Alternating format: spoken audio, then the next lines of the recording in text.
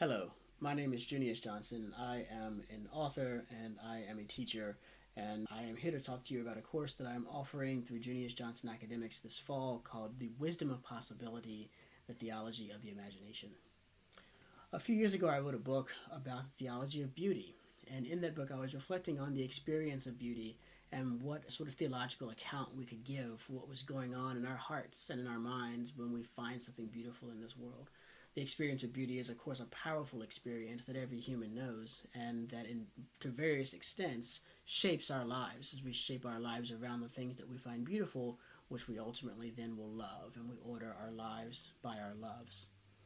Moving on from that work, I've been thinking a lot more recently about the imagination. And the imagination is something I've been interested in since I was very little. I've always loved imagining new things and reading stories that have wildly imaginative elements to them, whether those be the setting or the characters or the creatures or whatever it might be. The imagination has always been to me a sort of spice that savors the world around me, that gives it, increases its flavor, that allows me to go to the world that I encounter in my daily experience with new resources, with a new kind of energy and a new kind of excitement and a new kind of expectation and hope.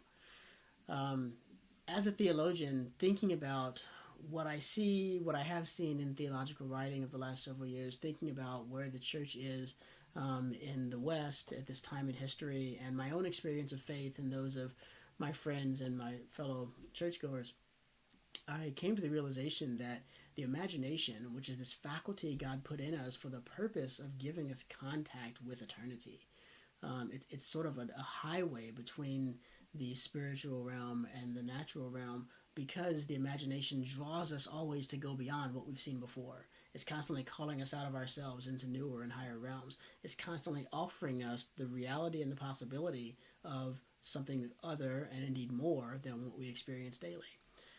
I became convinced that we're not paying enough attention to the imagination. And as I began to look into this more and to think about this more, I think one of the reasons why we don't pay enough attention to it is because we don't have a very good theological account of it. There's a lot of writers whom I love. A lot of my favorite writers have done some really exciting work on the imagination. Folks like Tolkien and Lewis and George MacDonald, G.K. Chesterton. And I love what they've done, but they only take us up to a certain point. And I think a proper theology of the imagination, by which I mean a really robust account of what the imagination is, why it was given to us, why God created us with it, and what role it plays in the Christian spiritual life, still remains lacking as far as I can tell. And so I've been doing a lot of work and thinking, trying to extend upon the work of my heroes and draw the thinking they've laid out into deeper territory. And the result of that is this course, The Wisdom of Possibility, a Theology of the Imagination. It is the preparation for a book project that will be a follow-up to my book on beauty, in which I will dive deeply into a theological account of the imagination as a human faculty and its role in the Christian life. What I want to do with this course is explore a lot of the ideas and themes that will become a part of that eventual book project. And I'm inviting you to explore those with me, because as I do go through these early stages of thinking, it's really helpful to have that feedback and that pushback and those other ideas that will come in and that will help me to see things that I would never be able to see on my own. This course divides naturally into two halves. The first half of this 12-week course is going to be an analysis of the imagination as a mode of thinking itself. And so we'll look at how the imagination relates to the affective part of the human person, how it relates to reason, whether it is at odds with reason, whether it is even, should we go so far as to say, at war with reason, or if it is not, in fact, as I think it is, in a very helpful and even servant relationship towards reason, and what the specifics of that might be. We'll look at how the imagination does its work and what the rules of the imagination are.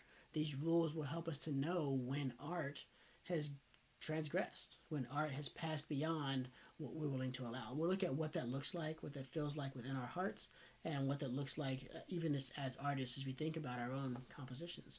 And we'll look at the warning that the Christian theological tradition sounds about the imagination.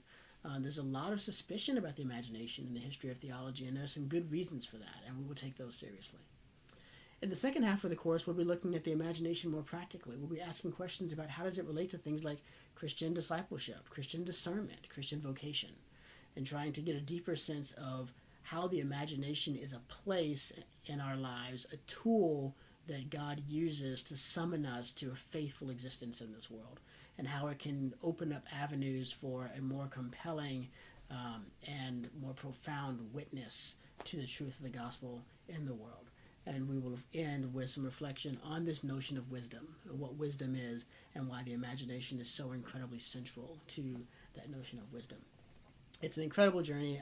I've taught this course a few times, and I very much enjoy sitting and thinking with others about this and guiding some people through some of these questions and seeing what ideas it sparks in you. So I invite you to join me this fall for the Wisdom of Possibility, a theology of the imagination.